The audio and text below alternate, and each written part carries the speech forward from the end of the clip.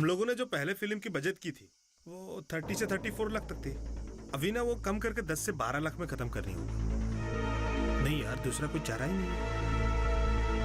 राजी, हम ना फ्रेश हीरो हीरोइन लेते समय एक ऑप्शन रख सकते हैं। मतलब फिल्म शूटिंग के दौरान अगर हम लोगों को 4-5 लाख रुपए की जरूरत पड़ गई तो हम हीरो हीरोइन से एडजस्ट कर सकते हैं। इसलिए ना तू एक काम कर, ऐसे ही एक्टर को देखना जिसका फाइनेंशियल बैकग्राउंड अच्छी हो। और मैंने तो 10-12 लाख सोच के रखा है, पर पता नहीं पिताजी को कितना मिलेगा, उसके ऊपर ही पूरा डिपेंड करेगा। राजीव, अभी ना तो पूरा हीरो हीरोइन की तलाश शुरू कर दे। अच्छे से काम कर, तू भविष्य के डायरेक्टर है, ध्यान रखना। अब ऐसे ही बैठी रहोगी या सोओगी भी? तुम्हें घोड़े बेचकर सोना है तो सो जाओ, मुझे तंग मत करो। चिंता के मारे मेरी नींद उड़ गई है। अब ऐसी भी क्या चिंता सता रही है तुम्हें? जाओ, जाकर देख के आओ। तुम्हारे भाई इतनी रात को किससे मोबाइल पर फिल्म बनाने के बारे में बात कर रहे हैं। वो तो अभी से ही पिताजी का सारा पैसा हड़पने की कोशिश कर चुका है।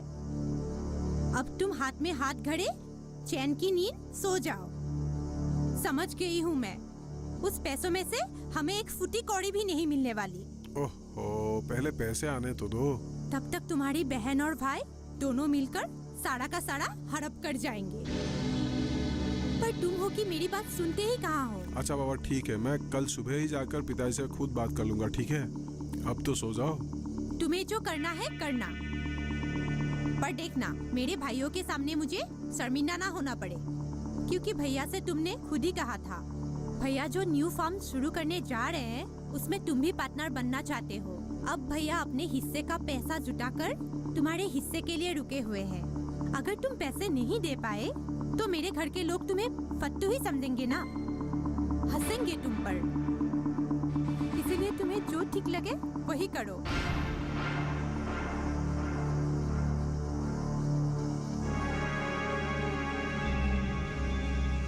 असल में पिताजी, जूली के बड़े भाई ने रेलवे कॉन्ट्रैक्ट के लिए एक फार्म शुरू किया है, उसमें मैं पार्टनर हूँ।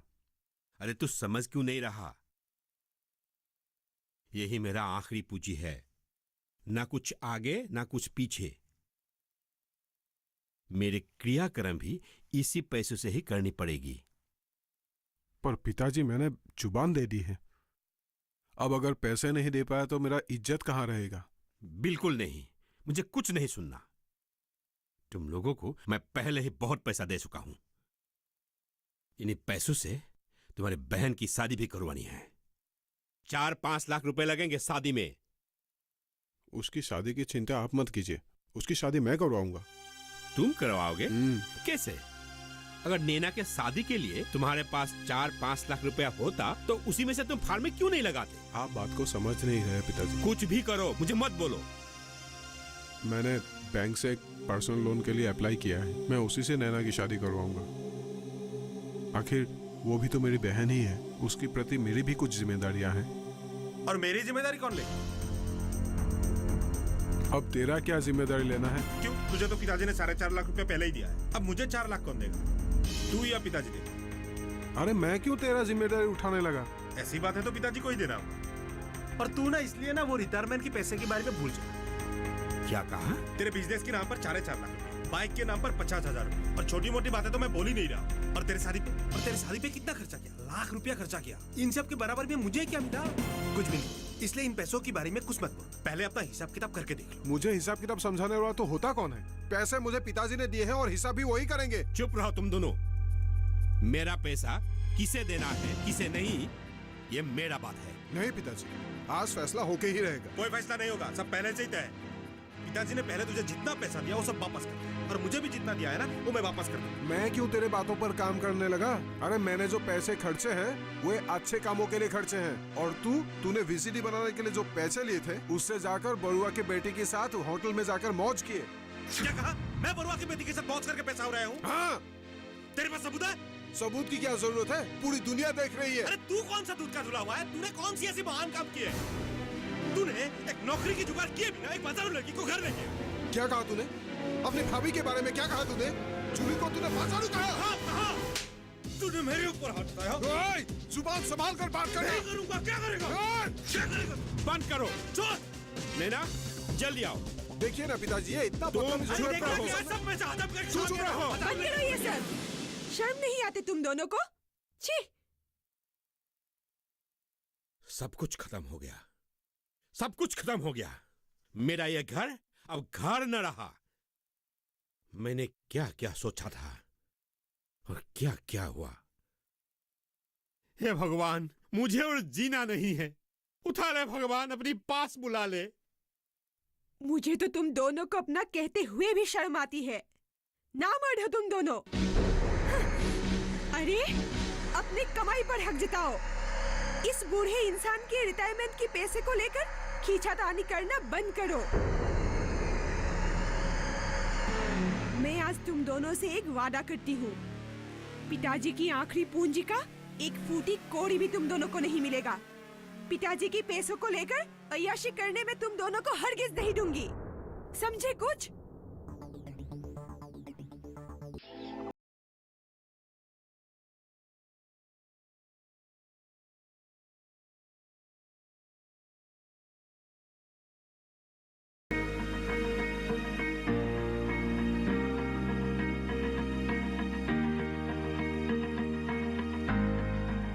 घर के बगिया में छिपा है सेहत का खजाना। टेरेस गार्डनिंग से बनेगा घर ब्यूटीफुल और हेल्दी। क्यों ना गार्डन में उगाएं अपने फल फूल और सब्जियां, जिससे सेहत भी बने और छत की बगिया भी खिली खिली रहे। देखिए छत पर बागवानी, शनिवार सुबह 9 बजे सिर्फ दूरदर्शन किसान पर।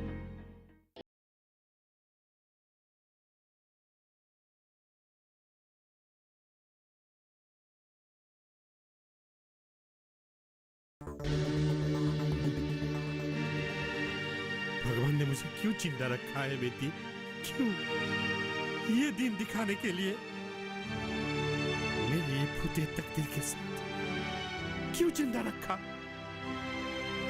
पिताजी संभालिए अपने आप को। बिल्कुल नहीं रोएंगे आप। मैं हूं ना आपके साथ। मेरे पूरे जिंदगी मेहनत कर करके मैंने ये सब किसके लिए किया? क्यों किया? तेरी माँ भाग्यवान थी जो पहले ही चली गई, और मैं पापी। मुझे ये दिन दिखना पड़ रहा है। इस लुमड़ी भेड़ियों के साथ एक ही छत के नीचे रहना पड़ रहा है। मैं जिंदा ही क्यों हूँ? ऐसे मत कहिए पिताजी, ऐसे मत कहिए। कोई आपका देखभाल करे या ना करे, कोई आपके पास रहे या ना रहे, मैं हमेशा आपके साथ हूँ। आप सोच लेना, आपके कोई बेटे थे ही नहीं।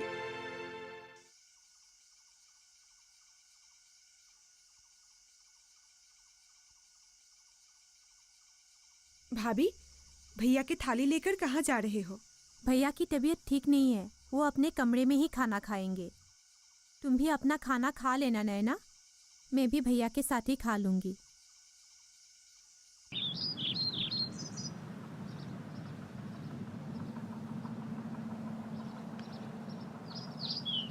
भैया, तुम कहीं जा रहे हो क्या? क्यों? पिताजी की तबीयत बहुत ज्यादा खराब है, अभी तक सोकर उठे ही नहीं। डॉक्टर ठाकुरिया से एक बार बात कर लेते तो। तू हर काम खुद कर सकती है ना, तो ये काम भी खुद ही कर ले। जूली, जल्दी करो। भाभी, ये क्या हो रहा है? भैया मेरे साथ ऐसे बर्ताव क्यों कर रहे हैं? मुझे क्या पता, मैं तो पढ़ाई हूँ ना। तुम भाई बहन की बातें तुम ही जानो।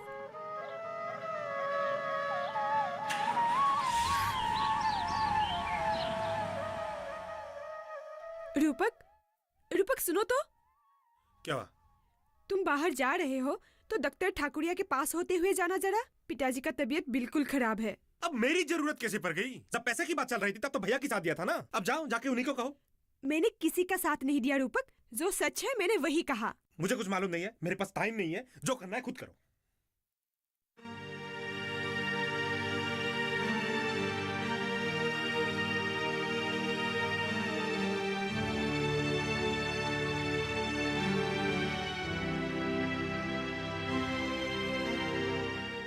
आलोक, हाँ नैना, पिताजी की तबीयत बहुत खराब है। क्या?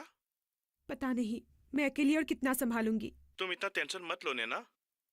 उन दोनों से बातचीत की कि नहीं? मैंने भैया और रूपक से बात तो की थी, लेकिन उन लोगों को तो अपने काम से ही फुर्सत नहीं है। क्यों?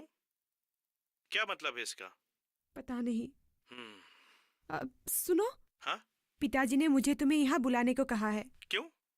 किस लिए? नहीं, मुझे कुछ मालूम नहीं।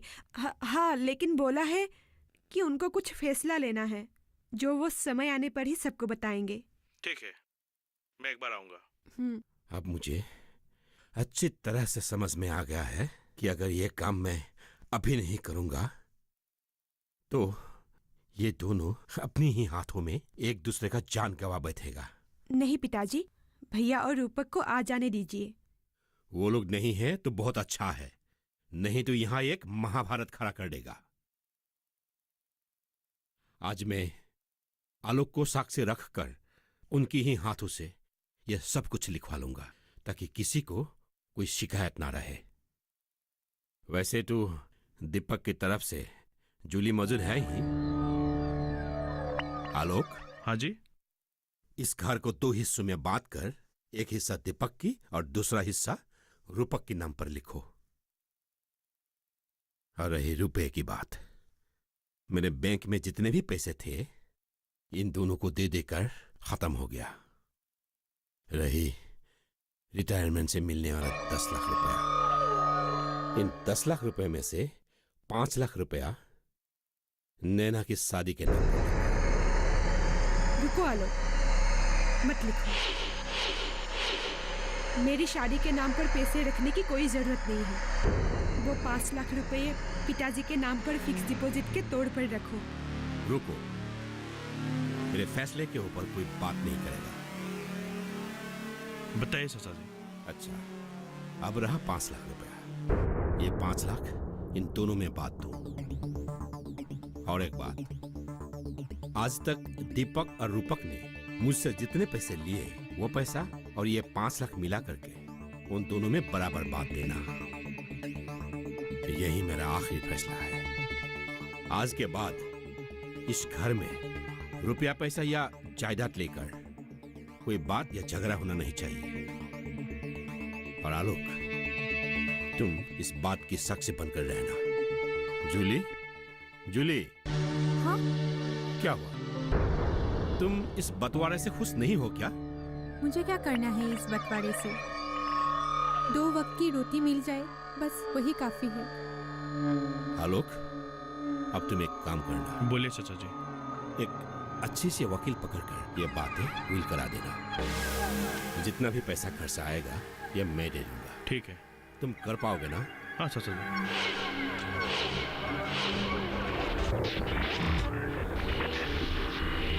क्या कहा? मेरे हिस्से में सिर्फ 1 लाख रुपए? वो भी उसके मुंह पे मार दूंगा। क्यों नहीं बोला? मैं क्या कर सकती हूँ? तुम्हारी प्यारी बहन पहले से ही पिताजी को पता कर 5 लाख रुपए अपने नाम कर चुकी है। दोनों ने मिलकर 9 लाख रुपए लूट लिया। नहीं, मैं बिल्कुल नहीं मानता ये हिसाब। उस लड़की को तो मैं ऐसा सबक सिखाऊंगा, वो मुंह से पूरा 9 लाख उगल देगी और जरूरत पड़े तो। चुप रहो, चिल्लाकर दूसरों को सुनाने की कोई जरूरत नहीं है। असल में गलती तुम्हारा ही है। मेरी गलती? कैसे? इन 2-4 महीनों से रिटायरमेंट के सिलसिलों में नैना जो पिताजी के साथ भागम भाग कर रही है, तब तुम क्या उनके साथ नहीं जा सकते थे? जाने के लिए मुझे टाइम कहाँ मिला? वही तो है फतेह की बात। कुछ पाने के लिए कुछ छोड़ना पड़ता है। नैना ने इन दिनों में बूढ़े के साथ बहुत मेहनत की है, इसलिए हर एक बात मानी जा रही है। सुनो, अभी भी कुछ नहीं बिगड़ा है। कुछ ही दिनों में पूरे पैसे मिलने वाले हैं, इसीलिए इन दिनों ऑफिस के कामों में तुम भी उनके साथ ही जाना। उससे क्या होगा? ओहो, सुनो तो, इन दिनों तुम बुद्धे की साथ ही रहना, जैसे कि उनको लगे तुम ही हो उनकी दुख दर्द समझने वाले। अब क्या होगा? अब तो हिसाब निकास हो ही गया है। नैना को उनसे दूर रखकर उनका ब्रेन वॉश करके व्हील चेंज करवाओ। कुछ ना हो तो वो 5 लाख रुपए भी अपने मुट्ठी में कर लो।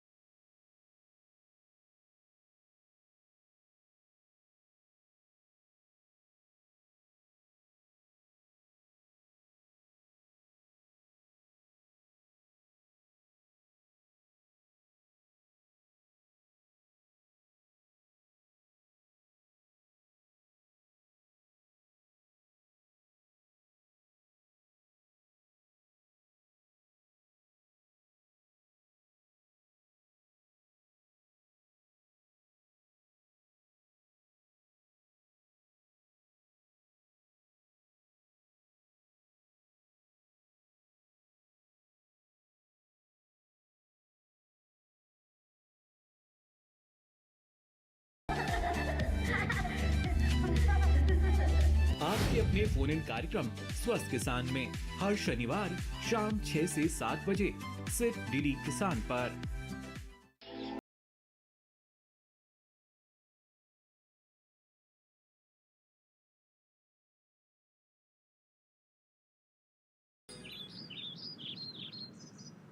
नैना, हुआ क्या? जल्दी करो, देर हो जाएगी। चलिए पिताजी, मैं रेडी हूँ। रेडी का मतलब मुझे कहाँ जाना है? क्यों, आपको पेंशन ऑफिस नहीं जाना है? चलिए मैं लेके चलता हूँ। अरे, आज से पहले तो तुम मुझे कहीं भी लेकर नहीं जाता था। आज क्या हुआ? चलिए पिताजी, मैं तैयार हूँ। अब तू मुझे कहाँ ले जाओगे? क्यों, आज आप बाहर जाने वाले हैं ना? चलिए मेरे साथ चलिए। मैं पहले आया हूँ, पिताजी मेरे साथ चलेंगे। अरे पिताजी देखिए, मैं आपका बड़ा बेटा हूँ तो मुझ पर आपकी जिम्मेदारी है। चलिए आप मेरे साथ अरे चलिए। बड़े बेटे होने से क्या होगा, मैं पहले आया हूँ, मेरे साथ अरे चलेंगे। मेरे साथ चलेंगे। अब चलिए ना पिताजी, चलिए ना पिताजी, चलिए ना। अरे मैं उससे अच्छा अरे बाइक तो चला रहा हूँ, चलिए ना पिताजी मेरे साथ। अरे चलिए ना पिताजी मेरे साथ। अरे अरे उसे बाइक भी चला रही है। अरे पिताजी मैं उससे अच्छा चला रहा हूँ, चलिए ना पिताजी। छोड़ो मेरा हाथ। क्या हुआ? पिताजी क्या कर रहे हो तुम दोनों? आप बैठिए पिताजी, आप बैठिए। कहीं लगा तो नहीं आपको? तुम दोनों तो जानवर से भी बदतर हो। जबान संभाल के बात कर। पहले तुम अपने आप को संभालो। आज से पहले पिताजी को लेके इतना चिंतित तो मैंने तुम दोनों को कभी नहीं देखा। रिटायरमेंट के दिन भी स्कूल जाकर पिताजी की तबीयत पूछने की तुम दोनों में फुर्सत नहीं थी। पिताजी जब बिस्तर पर पड़े हुए थे तब डॉक्टर ठाकुरिया के पास जाकर पूछने के भी तुम दोनों में फुर्सत नहीं थे। आज अपने साथ पिताजी को ले जाने के लिए तुम लोग इतना उतावले क्यों हो रहे हो, सब समझ में आ रहा है मुझे। मैं तुम लोगों की तरह पैसों की लालची नहीं हूँ। हाथ जोड़कर विनती करती हूँ मैं तुम दोनों से, एक शिक्षक के बेटे होकर जानवर की तरह हरकतें मत किया करो। दीपक, तूने मुझे जानवर कहा? तूने आज ये थप्पड़ अपनी बहन की गाल में नहीं मारा है, मेरे गालों पर मारा है। अब मैं जो कहता हूं ये बात सुन लो। जिंदगी में तुम्हारा ऐसा भी दिन आएगा कि इसकी पैर पकड़कर अपनी जिंदगी की भीख मांगोगे। वो दिन ज्यादा देर नहीं है। बेटी तुम मत रो, हमें काम है, जल्दी जाना होगा। चलो देर हो जाएगा, चलो।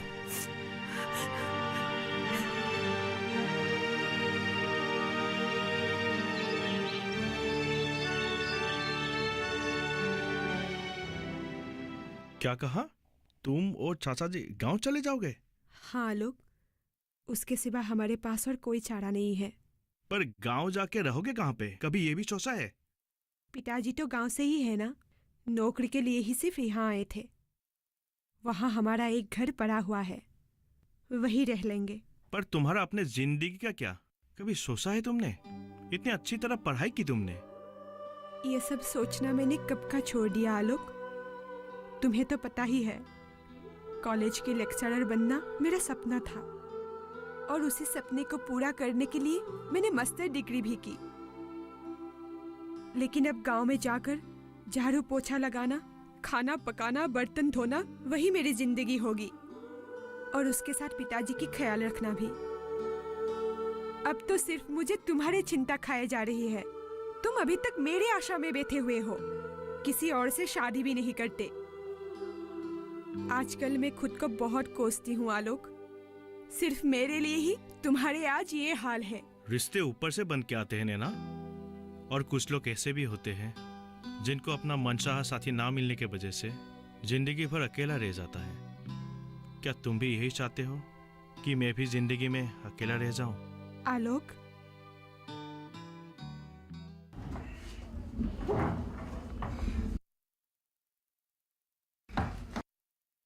अरे अरे, ये क्या कर रहे हो तुम? क्यों? मैं अपने हिस्से का सामान अपनी तरफ ले रहा हूँ। हिस्सा? हिस्सा हमारा जमीन जायदाद का हुआ है, घर का सामानों का नहीं। पिताजी ने जो व्हील बनवाया है उसे देख लो, उस पे कोई भी सामान का बंटवारा नहीं किया। व्हील में जो लिखा है उसके हिसाब से इस घर के बीचों बीच दो हिस्से, एक हिस्सा मेरा और एक हिस्सा तुम लोगों का। तुम अपने हिसाब से कुछ नहीं कर सकते। मैं अपने हिसाब से क्या कर सकता हूँ क्या नहीं, एक बार व्हील पढ़ के देखो। अगर फिर भी तुम्हें यकीन ना आए तो एक काम करो, पिताजी को जाके पूछ के आओ। वो गांव में ही तो है ना, मर थोड़ी ना गए। जाओ जाके पूछ के। अजय सुनते हो? कहाँ हो तुम? सुनो तो।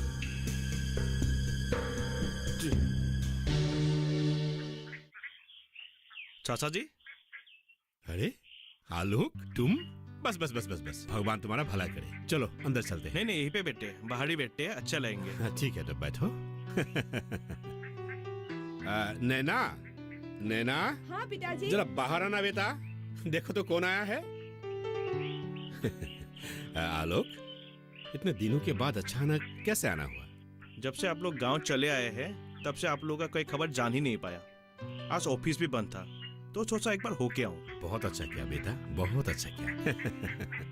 अरे आलोक, तुम और यहाँ, तुम यहाँ आओगे मैंने तो सपने में भी नहीं सोचा था। बहुत सारे घटनाएं ऐसे ही घट जाते हैं हमारे साथ ने ना, क्या कहते हो? अच्छा चाचा जी, आपका तबीयत तो ठीक है ना? वही पहले जैसी है, दवाई के ऊपर जानती की हुई है। और तुमने ना गांव के वातावरण तो एडजस्ट कर पा रही हो ना? मेरा क्या आलोक, मैं तो कहीं भी एडजस्ट कर लेती हूँ। असल में वो ऐसी ही है, कहीं भी घुल मिल जाती है। जैसे आलू की तरह। अब तो इतने उन्नत मानदंड वाले धान आने लगे हैं ना, 1 हेक्टेयर जमीन पर 70 क्विंटल तक अनाज उगता है। बाप रे, इतना ज्यादा? इसीलिए कह रहा हूँ नैना, तुम वैसा करो जैसे मैं कह रहा हूँ। देख, जल्द से जल्द पैसे तुझे भी चाहिए और मुझे भी चाहिए। यहाँ पे जितने भी कस्टमर हैं उन लोगों को घर और जमीन पार्ट पार्ट करके नहीं चाहिए। तो मैं क्या सोच रहा था कि अगर हम ये घर और जमीन एक साथ बेचकर पैसे बांट ले तो कैसा रहेगा। मैं भी वही सोच रहा था, अगर कोई ऐसा भर्ती मिले तो बात कर लो।